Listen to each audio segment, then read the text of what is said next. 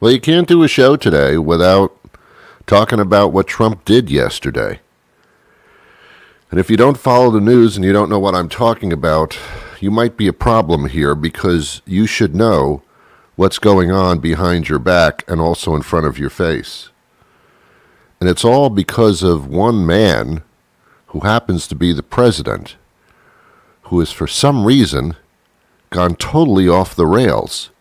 Whether you support the policies or not, the man, there's something wrong. There's something odd going on, without question. And it all comes out of the mouths of babes. I'm very consistent. I'm a very stable genius. No, you're an unstable moron. And we'll talk about that on today's show.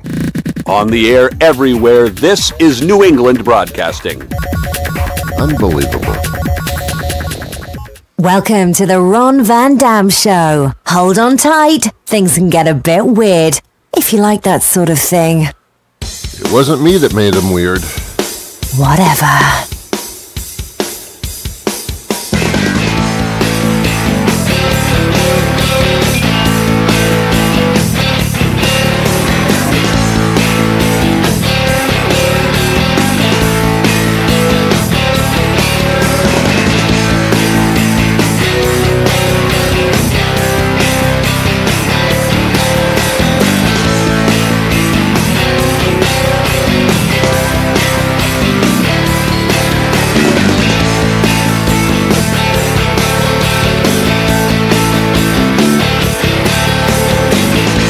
Good morning, good afternoon, good evening, good night. It's the Ron Van Dam Show.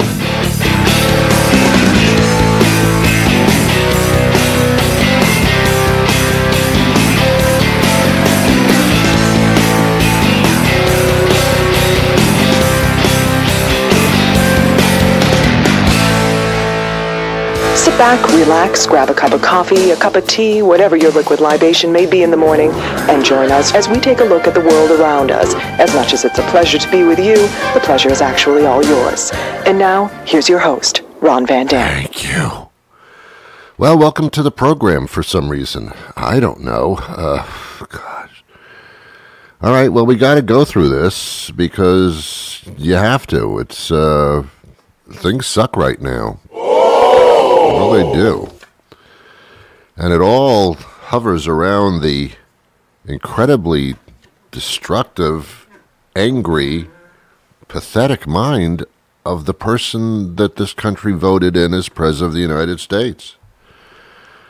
The destruction that he has caused makes this very suspect to just about anybody, with tons of questions hovering around. There was a NATO meeting earlier this week, which Trump walked into and immediately started maligning the NATO nations as not paying enough money into the alliance. These are the countries that keep us safe, that keep democracy vital and alive, to the point where actually the Congress passed a statement, a legislation, just a day before the meeting, saying that NATO is important and the United States supports it, as Trump, the president, on his own, starts maligning it, starts arguments and insults against Germany and England and France, the very countries with whom we have an alliance, with Canada. He attacks them verbally on a world stage, and then just a few days later meets with Putin and considers him a close friend and does not malign his close friend at all. He snuggles up to Russia and lambastes our allies. Why? What's up with that? That's the question. That's just some of the questions. Trump insists on having a closed-door meeting with Putin one-on-one. He thinks he's the great negotiator. But when you do that, here is a president that it's a question as to whether he or his campaign officials colluded with Russia as Russia hacked into our election system during the last presidential election. That very man that's being accused of collusion, or his campaign staff is being accused of it, and many have been arrested, indicted, and pleaded guilty. Don't forget that. Yet Trump, as president, is allowed to sit in a closed room with the leader of Russia with nobody knowing what was said or what was agreed upon. It seems quite obvious with me that one of the closed-door discussions with just the two of them in the room was to make sure that Trump became president again for the next presidential election, which is a mere, well, just a little over 2 years away. That's probable. And yet we just sit here and say, whatever. Trump, on the world stage at a press conference after their little Russian summit there with Putin, he actually says, I know our intelligence here in the United States claims that Russia interfered with the 2016 election, but Vladimir Putin, standing right next to me, says no. He says it in a very strong and vehement manner, so there you go. So I guess he didn't. What's going on? How's that possible? And then Trump follows up by saying, I can't think of a reason why Russia would vehemently deny this. What reason would they have to deny it? What reason would they have to deny it? Donald, is there something wrong with you? There's a lot of reasons. They want to destroy the Western alliance. When you destroy democracy and the alliance thereof, Russia becomes stronger. And Don, that's exactly what you're doing. You're systematically destroying the the Western alliance. You're questioning democracy. You're questioning the justice system in your own country. You're maligning the FBI, the intelligence bureaus. You're maligning the justice system. You're doing it all for us, Don. So the question to Donald Trump is, why are you doing all of this? What does Vladimir Putin have on you? Why are you doing this? Why are you a puppet of Vladimir Putin? Why does he have you in Putin's pocket? Did you do something odd in Russia that was so horrific that if it were released, you would be banished from the planet? Yeah, it's possible now. I didn't believe it before. I thought that was just a conspiracy theory. Now I'm really considering there's got to be something incredible. I've watched plenty of James Bond movies and plenty of spy espionage movies, and these things really do happen. They really do happen. Where a country will actually have something on somebody, and it's called blackmail. It's psychological blackmail. And I'm seriously believing now that Russia has got something on Trump. And Trump is doing everything for Russia to keep it quiet. And systematically, Russia is having Trump fulfill their needs. One of the reporters after this Russian summit in Helsinki actually said to Vladimir Putin, did you want Trump to win? And Putin immediately, without thinking about it, almost defying translation, he said, yes, I did. So now Putin's admitting he wants Trump in office. He wants that puppet in there because that puppet is doing his bidding. This is a perfect setup for Russia. And Putin was a little too quick to answer that one. And when Trump was questioned about, did you discuss Crimea? Did you discuss Iran? Did you discuss the interference in the elections? Basically, the answer was, without saying no, the answer was no. We just did this to become friends. And it's the United States, it's all my predecessors who screwed this up so that relations are horrible with Russia. Just blaming the United States for just being morons on the public world stage, maligning the allies and kissing and hugging the enemies. They've got something on Trump. Or, another explanation, Trump wants to continue to be president. And he knows that if Putin and his spy team and his hacking team, if Putin wants Trump to be in there, they're going to make it happen. Trump also, because he's psychologically ill, he constantly talks about Hillary Clinton and Obama. And he constantly maligns his predecessors. There's a point where the dignity of this country is being maligned accordingly as well. But he constantly goes back to Hillary Clinton. And he even said during this trip that he's president of the United States because he won the campaign, not because Russia helped out. Any suggestion that Russia helped out and Trump wouldn't have won otherwise, Trump will not have. That's an ego slap to Trump. There's a lot of bad stuff going on here. The man in the White House is a very sick, dysfunctional human being who at the very least is obviously on a rampage to weaken the United States and its democracy. Trump loves dictatorship. He loves the Kim Jong-un leadership. He loves the Putin leadership. He is in love with being a dictator. Congress, to Trump, is a stumbling block.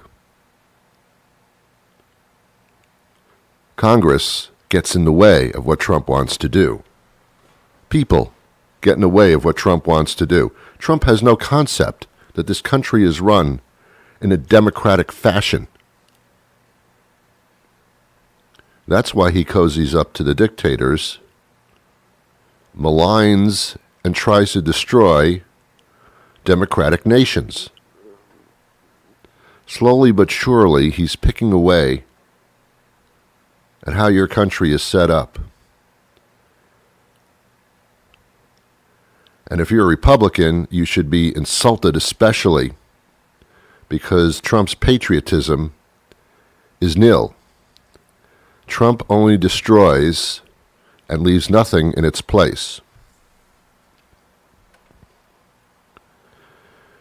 Within the past week, he also escalated the tariff wars to the point where just about all goods that come from overseas will be more expensive for you to buy here because tariffs will be placed upon them.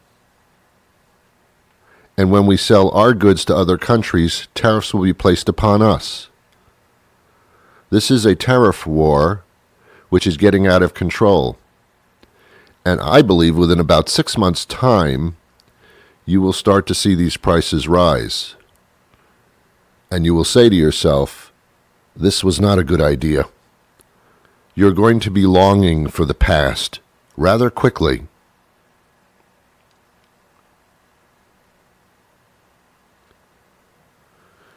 During the press conference, Trump was asked, why do you side with a dictator who kills people, who has spies that assassinate, who shoot down airliners, invade countries, too, within the past decade? Why do you side with a dictator that kills people? And Trump's response, which is unbelievable. Trump's response is, well, we kill people too.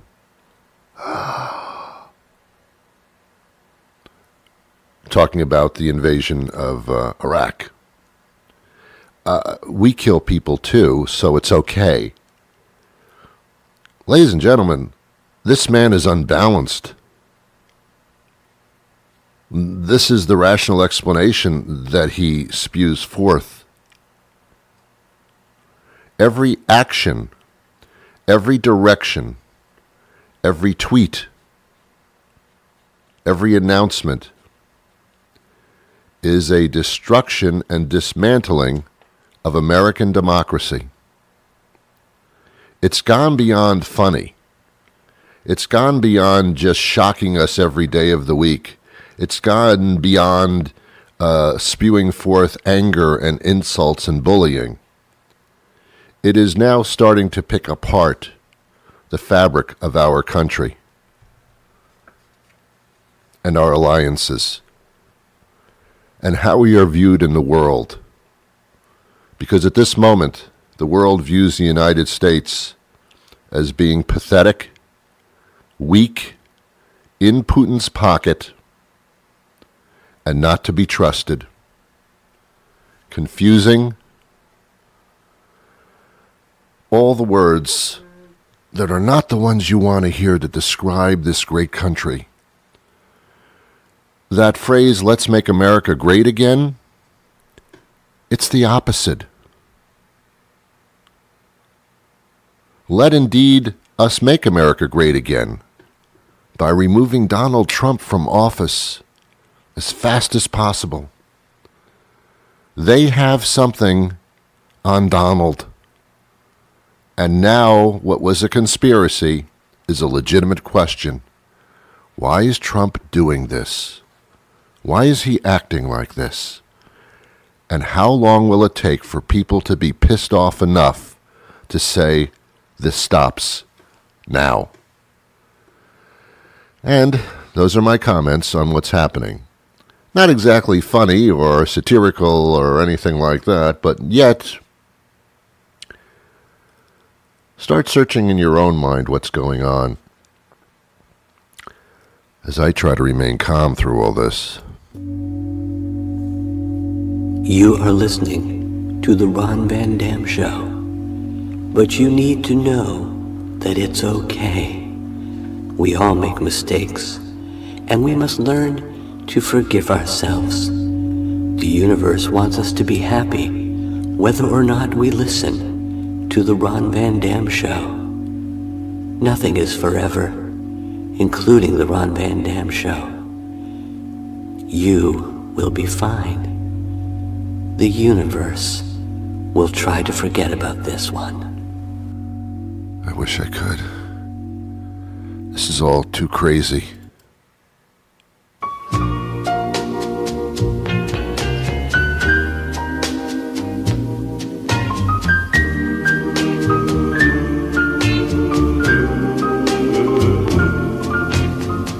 Crazy, I'm crazy for feeling so lonely. I'm crazy, crazy for feeling so blue.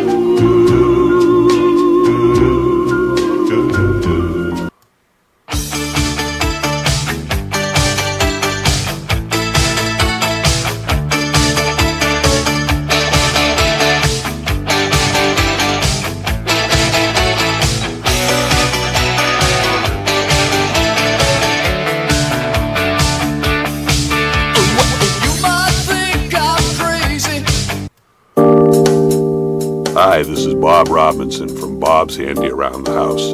I'm a local handyman. I've been in business for the last 50 years on my own, doing light repair work in our area. Whatever you need done, carpentry, painting, floors, tiling, yard work, I can do it all for you. I'll come to your home and do the work for a very reasonable fee. Naked. I should probably mention that I will be naked while I do this work. Buck naked, not a stitch on me. waving in the wind, in my birthday suit, showing what God gave me, naked as a jaybird. I'll be naked the whole time. I show up naked. I do the work naked. You pay me while I'm naked. Bob's handy around the house. Bob Robinson. You can look me up on Facebook, where I am naked. Well, at least it's the summer and it's hot outside, so you don't want to wear a lot of clothes. I guess that's a good excuse. Yesterday I did an interview with a young lady who represented Energy Infrastructure or something, Manufacturers Association of America. And she's saying that, if we're going to be moving fuel around, oil and natural gas, that our infrastructure, the pipelines and stuff, shouldn't have cracks in it, and that's probably a good idea. I'm not big on moving fuel around, but whatever the case may be, whatever. I started questioning her about this, and she didn't become defensive. She became very quiet as soon as I asked any question that wasn't on the list of what I was supposed to ask. And at a point, I could start to tell, and you listen to this and tell me if you can also discern this, that she was, when I asked a question of her, she only had a list of answers to questions. In other words, she could not talk on her own out of her brain. She could only read off statements by this Manufacturers Association that were prepared for her to say. The answers to questions were only what were written out. And when I started asking questions that were not on the list, she started answering them with written statements that somewhat pertained to it. It was so phony and constructed and scripted that I kind of made the interview shorter than it should have been because I was getting frustrated and a little bit perturbed. I will not be used like Trump is, so we just cut it short at a point, and I thanked her for her time, and we parted company. But as you listen to this rather short interview, listen to how her responses all seem to be prepared responses. And when I ask a question that's not on her script, she has to look things up and try to figure out how to answer it. This was pathetic, is what it was. I will say that publicly. This was pathetic. Here's the interview. Good morning, Ron. How are you? I'm great. Susan Grissom joins us. She's Chief Industry Analyst for the American Fuel and Petrochemical Manufacturers Association, and we're talking about the infrastructure of our fuel system. I don't even know what the infrastructure is. I see trucks pull up with fuel on it, and I get fuel in my house. Other than that, I kind of don't know what's going on.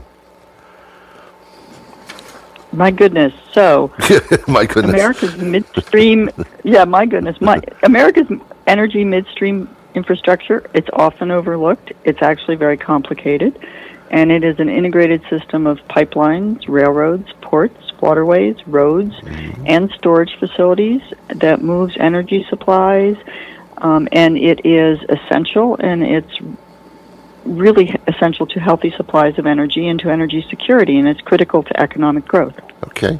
So it's working now, can it be better? Well, AFPM members are investing substantial amounts of money in developing new energy infrastructure to ensure that the American energy renaissance can continue.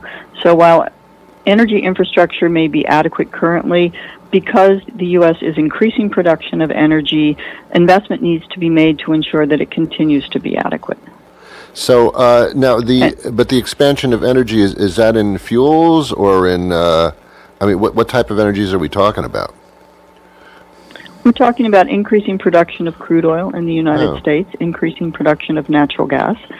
Okay. And both of those require an increase in infrastructure in order to move those materials to market and also to the facilities that can turn them into the products that we use every day.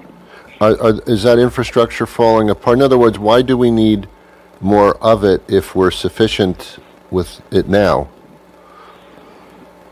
Well, for example, there has been substantial growth in U.S. crude oil production in the last several years.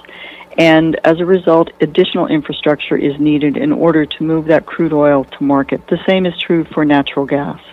And because the U.S. is both a consumer of natural gas and an exporter of natural gas, a consumer of crude oil and an exporter of crude oil, additional infrastructure is needed in order to ensure that this American energy renaissance can continue, that we can continue producing crude oil and natural gas, we can continue refining it into gasoline and diesel fuel. Okay. So we have an excess of crude oil and natural gas to the point where we have to export it? Crude oil is actually a global market. Yeah. And to say that we have to export it is not particularly correct. What ends up happening is that the U.S. is a very economic producer of crude oil, just as the U.S. is a very economic producer of refined product, gasoline, diesel fuel, and other products like jet fuel. As a result, and because the market for these products is global, it makes sense for the U.S. to be participating in that global market. Yeah, but why? And in fact, why export it if we have to import it from other countries? In other words, why wouldn't we just keep Why? If we have to import oil from other countries, why don't we just keep the oil that we have and use it here? Why do we have to buy it from somebody else when we already have it?